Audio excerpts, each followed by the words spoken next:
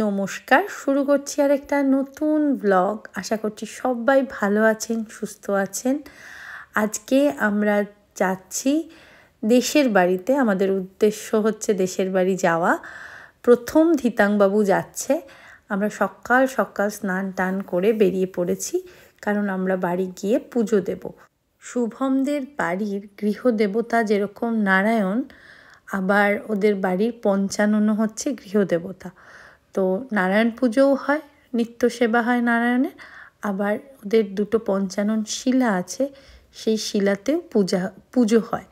তো সেইখানেই বাবা পঞ্চাননের সেখানে পুজো দিতে আমরা আজকে যাচ্ছি। সেই জন্য সমস্ত পুজোর সামগ্রী সব কিছু কিনে টিনে ওগুলো নিয়ে যাওয়া হচ্ছে।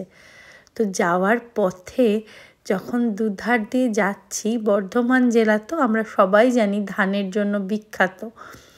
তো যাই হোক, আমরা একটু চা খেতে নেমেছি। চা খেয়ে আবার আমাদের গাড়ি ছুটছে।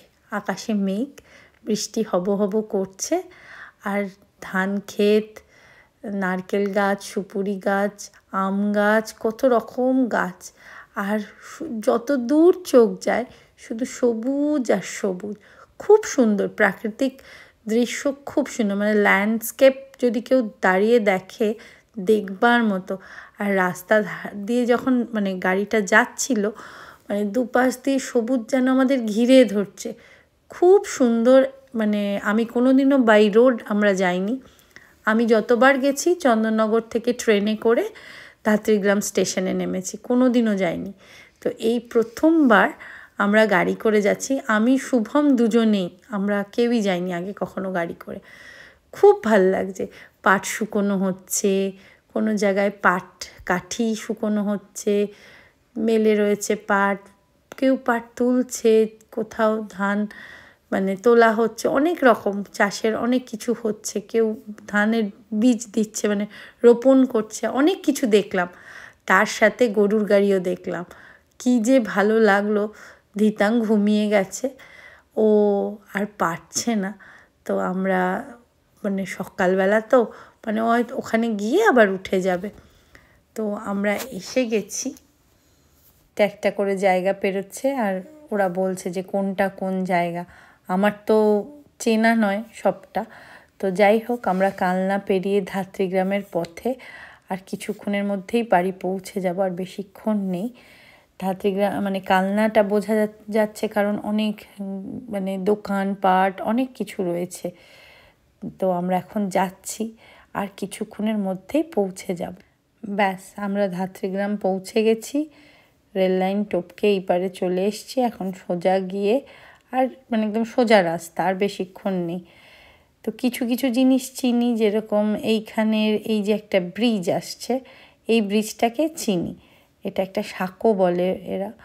তো সেই সাঁকো পেরোলেই আর একটুখানি গেলেই বাড়ি। তো এই গ্রামে যখন ঢুকবো, ঢোকার মুহূর্তেই যে ডান দিকে যে ছোট্ট হলুদ রঙের বাড়িটা, ওটাই কিন্তু বাবা পঞ্চাননের মানে মন্দির। শুভমদের বাড়িরই মন্দির ওটা। তো ওই জায়গাটাও শুভমদের, কিন্তু ওটা একদম গ্রামে ঢোকায়। তা এরা বলে যে, সবাই মনে করে যে বাবা পঞ্চানন পুরো গ্রামটাকে রক্ষা করছে। এই যে হলুদ রঙের এই যে ছোট্ট জায়গাটা, এই গোটা গ্রামটায় একমাত্র শুভমদের বাড়িটাই হচ্ছে ব্রাহ্মণ বাড়ি। আর কোনো মানুষ ব্রাহ্মণ নয়। আমাদের যে সমাজের চোখে যে আমাদের জাতপাত রয়েছে, তো সেই আর কি। তো সেই জন্য ওদের অনেকে বামুন বাড়িও বলে, যে বামুন বাড়ির ছেলে এসছে, মানে যেহেতু ধিতাং যাচ্ছে। তো এরকম কথাও প্রচলিত আছে এখানে। তো আমরা এখন ঢুকছি। এখানে খুব সুন্দর বাঁশঝাড়, যেটা ছবিতে আঁকতে এবং ছবি তুলতে ভীষণ ভাল লাগে, কিন্তু রাত্রিবেলা এটা ভাবতে বুক কেঁপে যায়। গ্রামটা না পুরো অন্ধকার হলে মনে হবে যেন গিলে খাচ্ছে, এত অন্ধকার হয়ে থাকে। নিঝুম পরিবেশ একদম। আর আমরা তো একদম কোলাহলে যা হয়, কিন্তু ভালো লাগে কিছুক্ষণের জন্য, বেশ ভালো লাগে, খারাপ লাগে না। তো আমরা একদম শুভমদের বাড়ির মানে ইয়েতে ঢুকে গেছি, ওদের বাড়ির মানে জায়গার মধ্যে ঢুকে গেছি। এই যে এইটা হচ্ছে শুভমের দাদুর বাড়ি। আমি এসছি, যেদিন আমি প্রথম এসছিলাম দাদুভাই এই চেয়ারটায় বসেছিল ভাই দাদাকে নিয়ে এবং একটা গোলাপ দিয়ে আমাকে ওয়েলকাম করেছিল। এখন আর নেই। এই জায়গাটা আসলে মনে পড়ে দাদুভাই আর ঠাম্মার কথা মনে পড়ে, কারণ ওরা আমাকে এই বাড়ির দুজন খুব ভালোবেসেছে, দাদুভাই এবং ঠাম্মা দুজনেই। ঠাম্মা সেই বাড়িতে আমরা এতদিন পর প্রথম আসলাম, সমস্ত দরজাগুলো ঘরগুলো আটকানো, আমরা ঘরে বসতে পারিনি। আমরা ওই দালানে বসেই সারাটা দিন কাটিয়েছিলাম আমার ছোট্ট ছেলেটাকে নিয়ে। সমস্ত কিছু নিয়ে আসতে হয়েছে, জল থেকে নুন থেকে তেল থেকে সব কিছু, যা কিছু লাগবে। যাই হোক, খারাপ লাগে মানুষজন বাড়িতে না থাকলে। যা হয়, বাড়িটা এখন আর প্রাণ নেই বাড়িটার মধ্যে। তো আমরা এখন পুজো মণ্ডপে যাচ্ছি, এখানে পুজো দেব বলে এসে গেছি। মন্দির পরিষ্কার করে উনি সমস্ত জোগাড় টোগাড় উনি নিজেই করে নিয়েছেন। তো মাম্মাম হেল্প করে দিচ্ছে একটু, আমিও এসে গেছি ধিতাংকে নিয়ে। এইবার উনি পুজোয় বসবেন আর আমরা চুপ করে সবাই পুজো দেখব। আমার ধিতাংয়ের জন্য প্রথম ঠাকুরের কাছে, বাড়ির ঠাকুরের কাছে পুজো হচ্ছে। আমার যে কি আনন্দ হচ্ছে আমি বলে বোঝাতে পারবো না।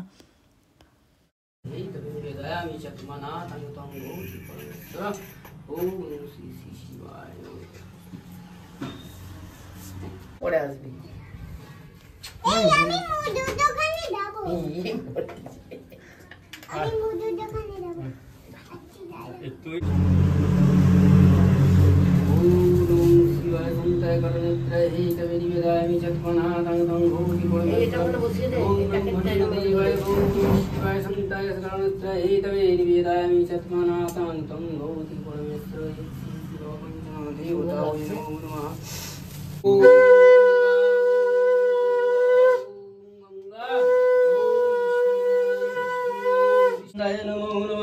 एते गन्धवस्तमो नोधाय नित्यं महे संरचति गिरिनी भूचारुचन्द्रतं संरतन कल्प गतोऽपि वा जत्सरे पुण्डरीकाक्षं सर्वज्ञ अभ्यन्तर शुचि नमो श्रीमाधव नमो श्रीमाधव नमो श्रीमाधव। দাদু সেটাই বলে দাদুর হাতে দেবে, দাদু ওখানে দিয়ে দেবে।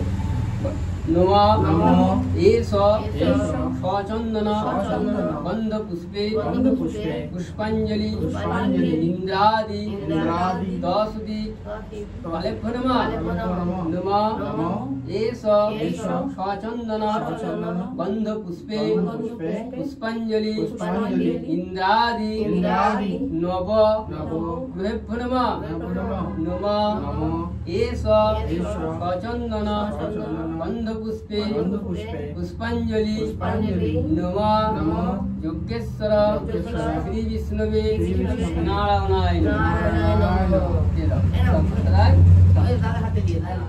আমি তো ঠাকুরের কাছে চুয়ে দিলাম।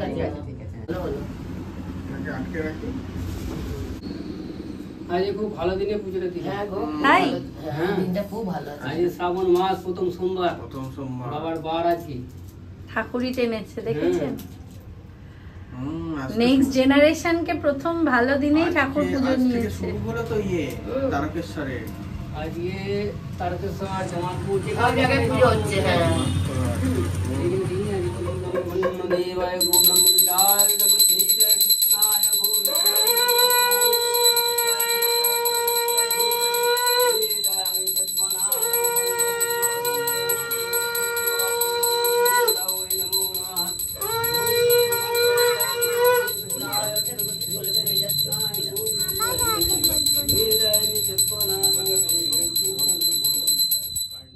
খুব আনন্দ হয়েছে পুজো দিয়ে, খুব শান্তি লেগেছে। আর এই আম গাছটা হচ্ছে তোতাপুরি, শুভমের দাদু বসিয়েছিলেন, দাদু ভাই। আর এটা হচ্ছে ওদের নারায়ণ ঘর এবং নারায়ণ শিলা আছে। মা লক্ষ্মীর যে ঘোড়া থাকে না, এই যে ইয়ে রয়েছে সেটা, এবং একটা কাঠ আছে যেটা কিনা খুব মানে একটা অনেক স্মৃতি বহন করছে ঠাকুরেরই। আর এটা হচ্ছে বাবার তেজপাতা গাছ, যেটা আমার শ্বশুরমশাই বসিয়েছেন। এবং তারপর আমরা এখন এসেছি শুভমের জেঠুর বাড়ি দেখা করতে। এই জেঠু জাপা আর ভাই দাদা ওদের সাথে দেখা করতে। শুভমের যে জেঠু দিতাংকে নিয়ে আসা হয়েছে, ওদের সাথে একটু দেখা করে গল্প টল্প করে আমরা আবার, কারণ আমরা আজকেই ফিরে যাব। বাড়ির সবাই এক জায়গায় বসে গল্প করছে, দুই দাদু তার নাতিকে নিয়ে। খুবই সুন্দর একটা মুহূর্ত। আর এটা হচ্ছে ওর আরেক কাকা। তো আমরা সবাই মিলে আর কি গল্প করছি কেমন কি। এবার আমরা বাড়ি ফিরে এসেছি, ধিতাং আগেই চলে এসছে। এই বাড়ি ঘিরে অনেক স্মৃতি, অনেক অনেক ঘটনা সব জড়িয়ে আছে। আমি যখন ছোট ছিলাম, আমার তো জন্মের পর প্রথম কয়েকটা বছর এখানেই কেটেছিল, এবং তখন তো তারপরে আস্তে আস্তে আমরা অন্য জায়গায় শিফট হয়ে যাই। কিন্তু তাও রেগুলার যে বাড়ি আসা বা দুর্গাপুজো মানেই যে একটা দারুণ আনন্দ, সবাই মিলে একসাথে বাড়ি আসা, এবং তখন দাদু ঠাকুমা বেঁচে, সেটা একটা দারুণ অনুভূতি ছিল। আজকে এই যে এগুলো সব জঙ্গল হয়ে গেছে বা এত গাছ হয়েছে, তখন এরকম ছিল না। তখন এগুলো পুরো ধানের গোলা, ফাঁকা জায়গা এবং অনেক পরিষ্কার করে রাখা ছিল। এখানে একটা তেঁতুল গাছ ছিল পুকুরের পাড়ে, এবং সেই পুকুরে মাছ ধরা হতো দুর্গাপুজোর সময়। তারপরে গাছে প্রচুর আম গাছও ছিল, যেগুলোতে প্রচুর আম ফলতো, এবং গ্রীষ্মকালে আমরা বাড়ি এসে সেগুলো খেতাম সবাই মিলে পেড়ে। খুব আনন্দের ছিল। এবং আর এই যে জায়গাটা দিয়ে ঢুকছেন, এর বাঁদিকে একটা বাগান আছে ছোট্ট, সেটা আমার দাদু করেছিল। বাট সেটা এখন আর ওই যে কটা গাছ আগে লাগানো আছে তাই। আমাকেই শুভম ঘুরে ঘুরে ওদের বাড়ির পুরো ওই যে আশপাশটা, পুরো ওদের যে জমি জমা ওই জায়গাটা সব দেখাচ্ছিল। তো দেখছিলাম, আর একজন তো আমি যেই আমাকে দেখতে পেয়ে কি খুশি। এবার আমাদের বাড়ি ফিরে যাওয়ার পালা। আমরা আজকে সব সেদ্ধ ভাতই খেয়ে নিয়েছি, নিয়ে এখন আমরা চন্দননগর ফিরে যাব আজকে। তো জেঠুমনি আর জাপা এসছে, কারণ আমরা বেরিয়ে যাব, তার আগে একবার দেখা করে চলে যেতে। আমাদের দেশের বাড়ির এই ভ্লগটা যদি আপনাদের ভালো লেগে থাকে, please like, comment, share, subscribe করে দিন আমাদের ইউটিউব চ্যানেলটাকে। আর যারা ফেসবুক পেজ থেকে দেখছেন, তারা প্লিজ পেজটাকে ফলো করে দেবেন, দিতাং ফ্রম সুইডেন। আমরা এখন চন্দননগর ফেরার পথে। খুব সুন্দর কাটলো, মাঝে দাঁড়িয়ে একটু চা খেয়ে নিলাম, কারণ বাড়ি গিয়ে নইলে আবার চা করে খেতে হবে। তো সেই জন্য খেয়ে দে এবার বাড়ি যাচ্ছি। 21শে জুলাই বলে রাস্তাঘাট কিন্তু আমরা ভীষণ ফাঁকা পেয়েছি। গোটা রাস্তাটা একটুও জ্যাম কিচ্ছু পাইনি।